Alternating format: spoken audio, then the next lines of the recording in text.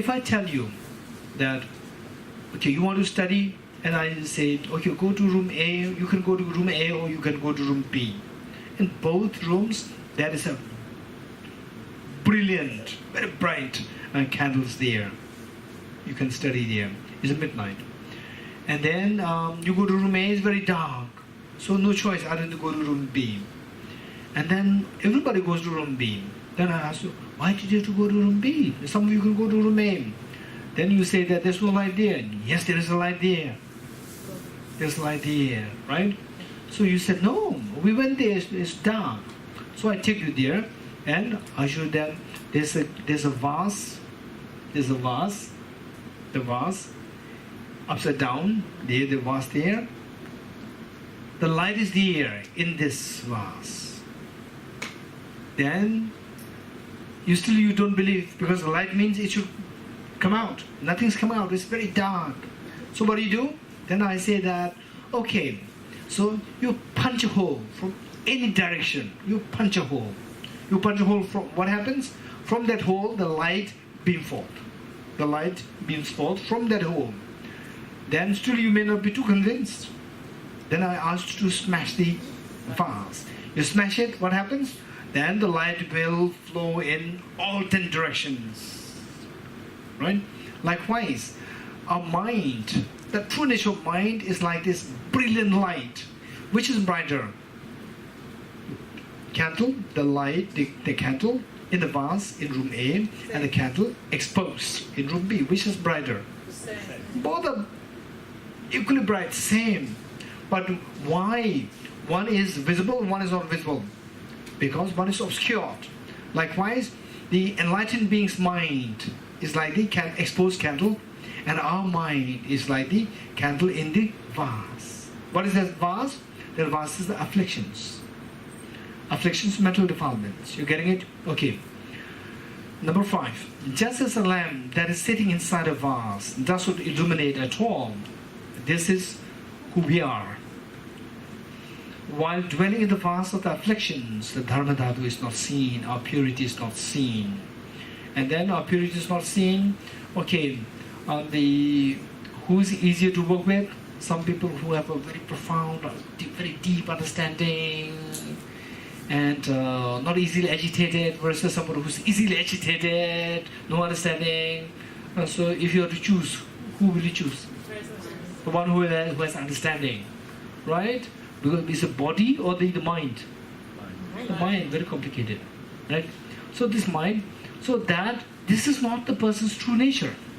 That is not the true nature of that person's mind. And if it is, in fact, each one of us, okay, how many of you know that some people, somehow I don't click well with some people? How do you know that? How many of you know that? That somehow I meaning each one of you, not me, not Dorji, right?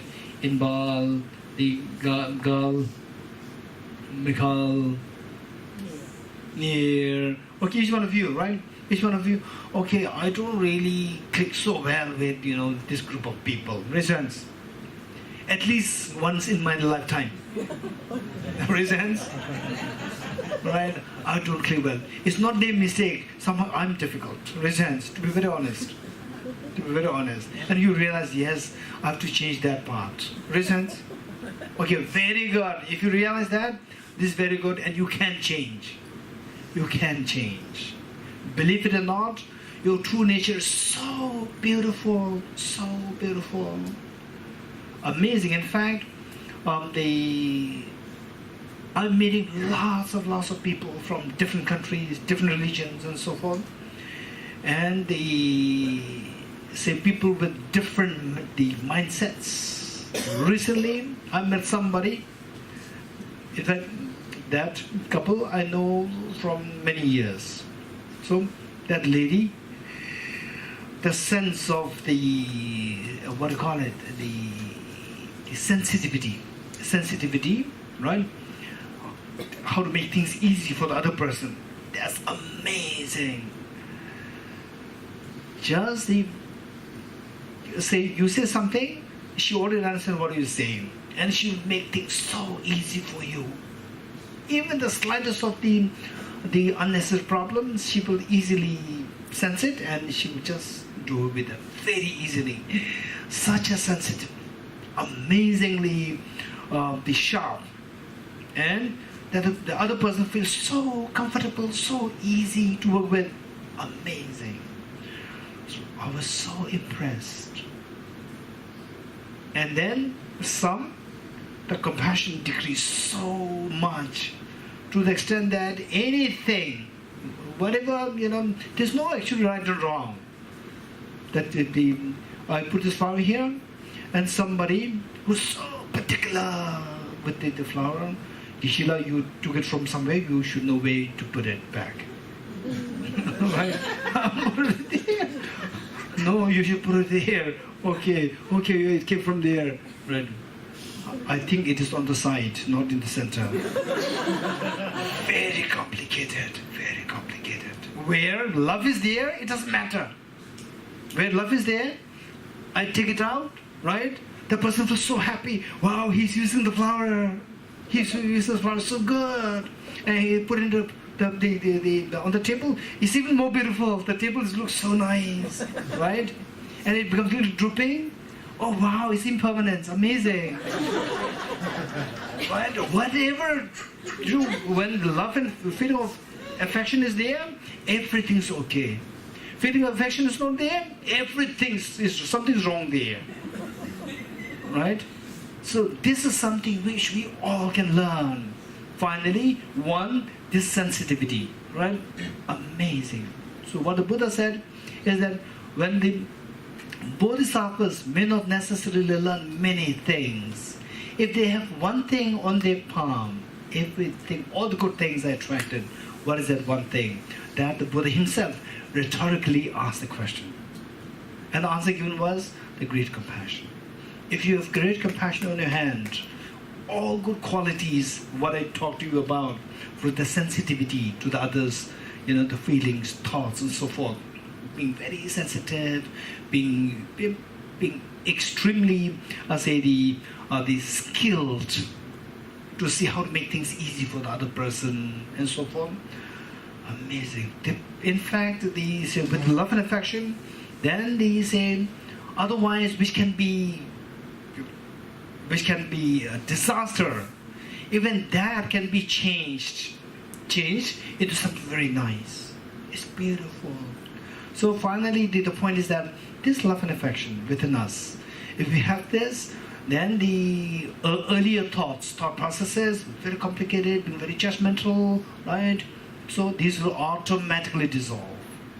So this Buddha nature, finally, it manifests in the form of the perfect love.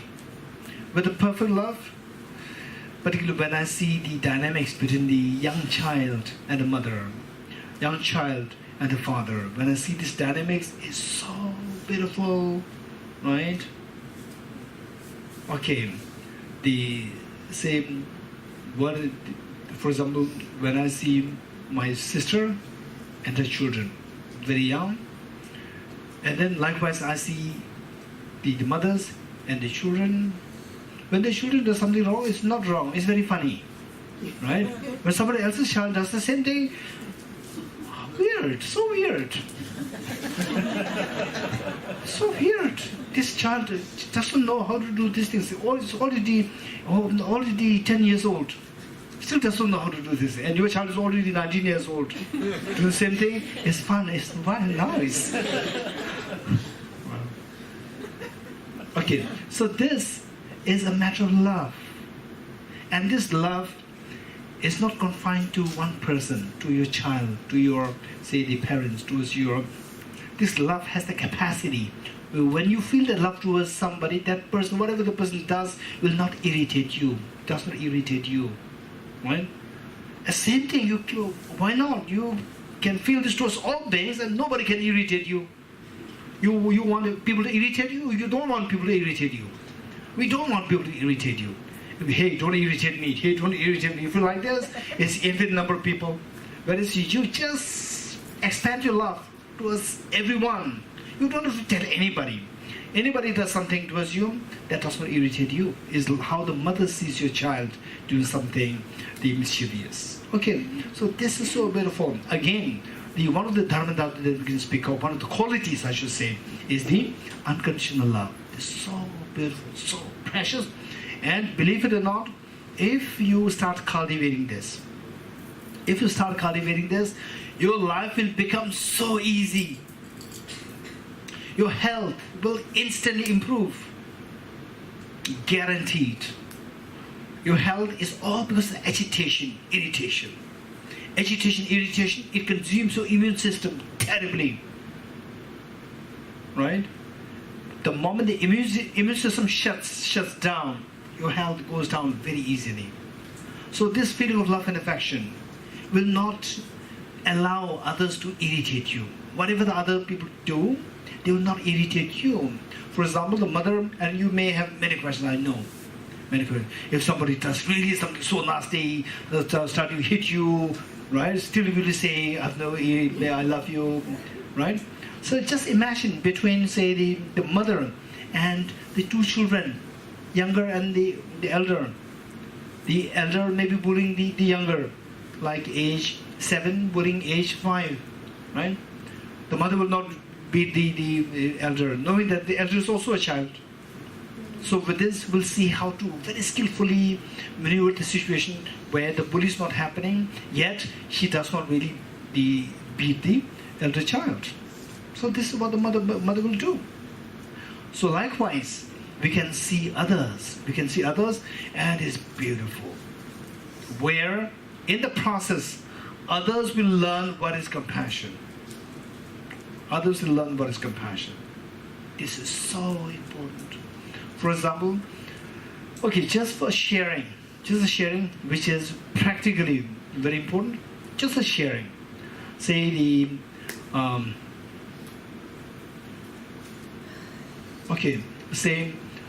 my place to my office, my house to the office. So usually we have the office car.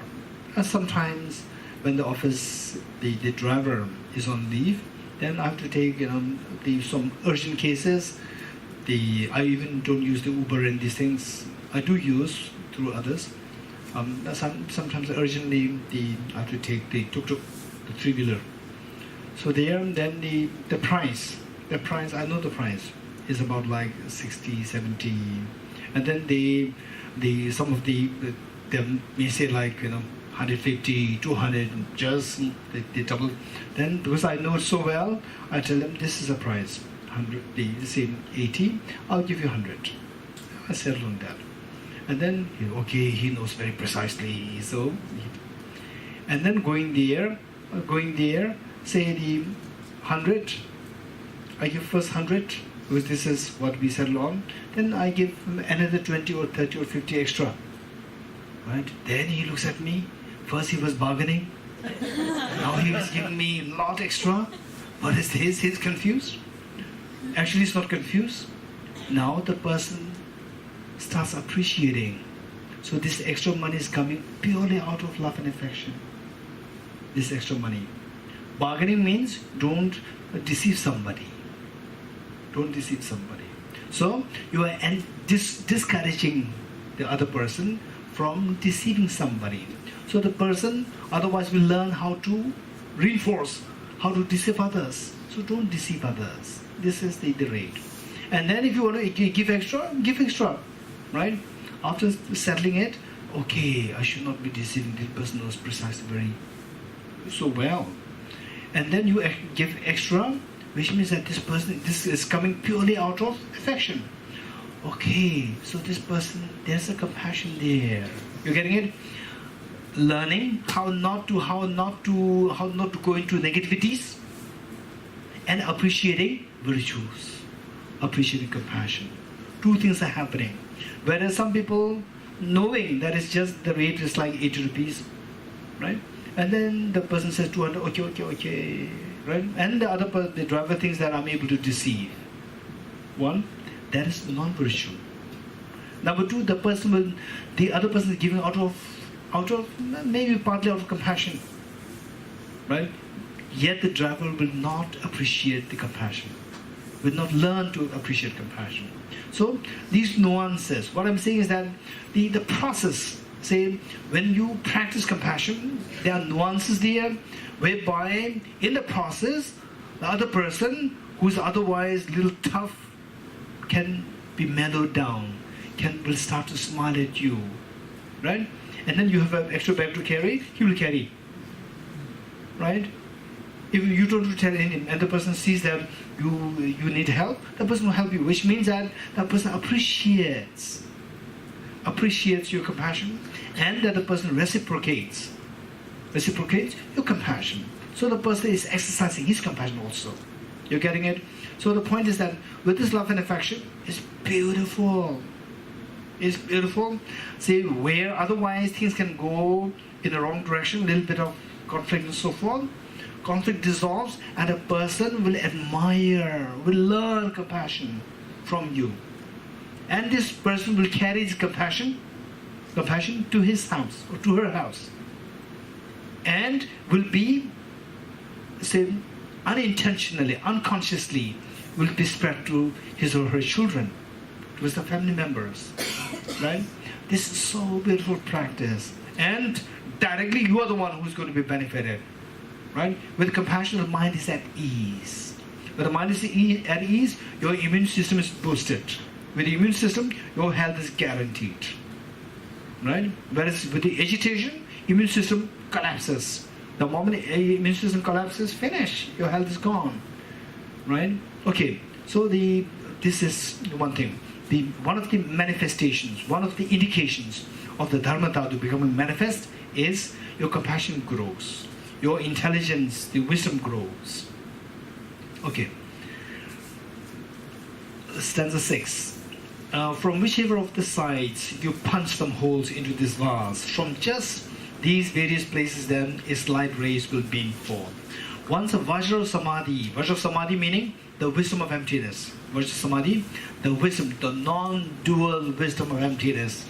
Non-dual wisdom of emptiness. Okay, I'm telling you the technical term, and tomorrow you feel free to ask me questions. Non-dual wisdom of emptiness. Once a Vajra Samadhi, the non-dual wisdom of emptiness, has completely smashed this vase. This vase, you smash it to the very limits of all space, the light inside will shine just everywhere. This is your Dharmadhatu. Unarisen is the Dharmadhatu and never will it cease. So this, tell me, this water from the Falcon River, this dirty water, the true nature of the water is? Pure. Since when? Ever. Huh? Ever. Always. The essence of the water. Huh? It's the essence of the water. No, it has been, the true nature of this water has been so pure, perfectly pure since when? Huh? Beginningless times, always. Very good, you got it.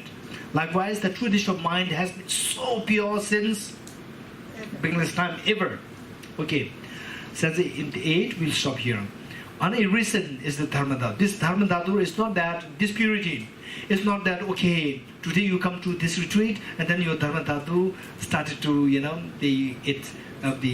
like a flower is coming out. No, it is there within you. It is unarisen, meaning that it does not arise at one point and not arisen other times. It has been in that state, purity, always. Unarisen is the Dharmadhatu. Never will it cease. It will never disappear. As long as you have this mind, this Dharmadhatu, the purity is always with you. At all times, without affliction, stainless. And the true nature of this mind is never tainted. The true nature of this mind, the Dharmadhatu, is never tainted. The mind, the true nature, that is the Dharmadhatu. That the mind is tainted, but the true nature of mind is not tainted. Make this distinction. The mind is tainted with the afflictions, but the true nature of the mind is not tainted by the afflictions. You getting it? So it says that the stainless true at all times without afflictions. So this true nature of the Dharmadhatu, the true nature of the mind, which is so pure that is never tainted by afflictions, and it is stainless through beginning, middle, and end always. Okay, we'll stop here. We'll do the quick direction prayer.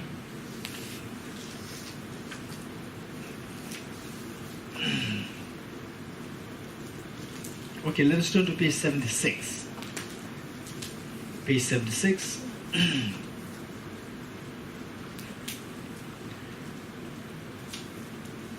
Let us pray that the whatever virtues that we have learned today, the inkling of the understanding of Dharmadhatu, may they be dedicated towards the long life of His Holiness the Dalai Lama, the true source of joy and happiness on this earth today, that he lives long and that his wishes be fulfilled spontaneously.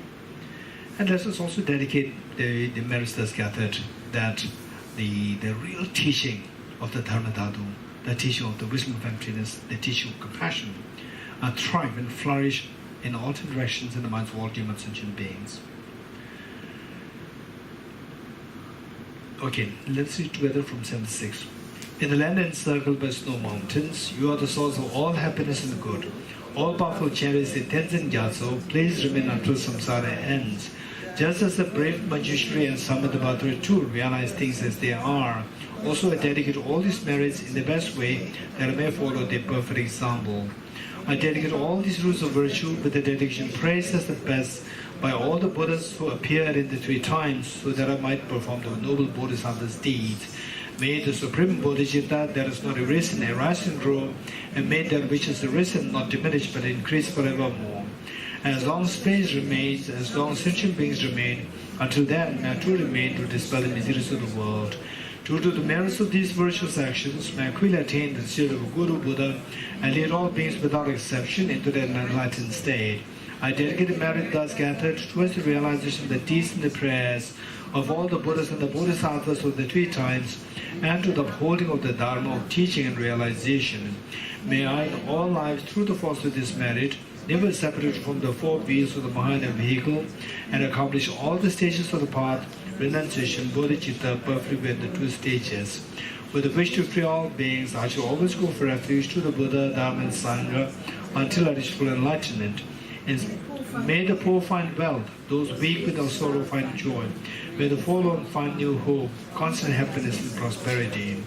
May all who are sick and ill quickly be freed from the illness, and may every disease in the world never occur again. May the frightened cease to be afraid, and those bound be free. May the powerless find power, and may people think of benefiting one another. By the merits of I may accumulate it, may every single being abandon all forms of wrongdoing and perpetually engage in virtue. May they never be separated, parted from the mind of bodhicitta, and may they always engage in the bodhisattva's conduct. May they be cared for by the Buddhas and relinquish the actions of devils. May no living creature ever suffer, commit wrong, or ever fall ill.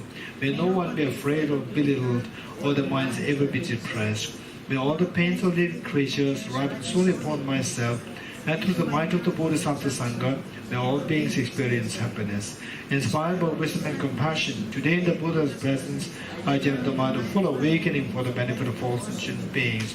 I go for refuge in the true religion. I confess the negativities individually. I rejoice in the virtues of all the beings. I hold the precious Buddha in my heart. By the power of practicing and supplicating to you, may all be free from sickness, poverty, and conflicts, and may Dharma and the auspicious proliferate in all the places where we abide. A path of union of emptiness and compassion is loosely explained by a protector of both the Dharma and the beings of the snowland. You are the lotus holder at Tenzin Gyatso. We supplicate you that your wishes are fulfilled spontaneously.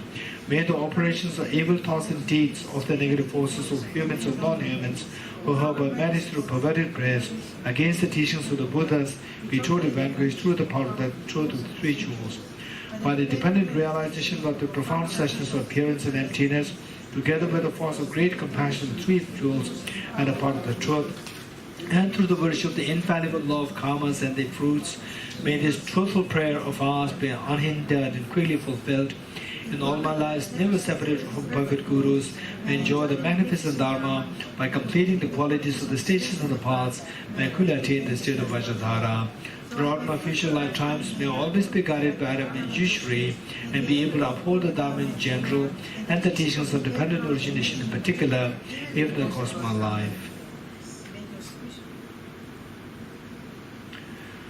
Okay, 3 prostrations together.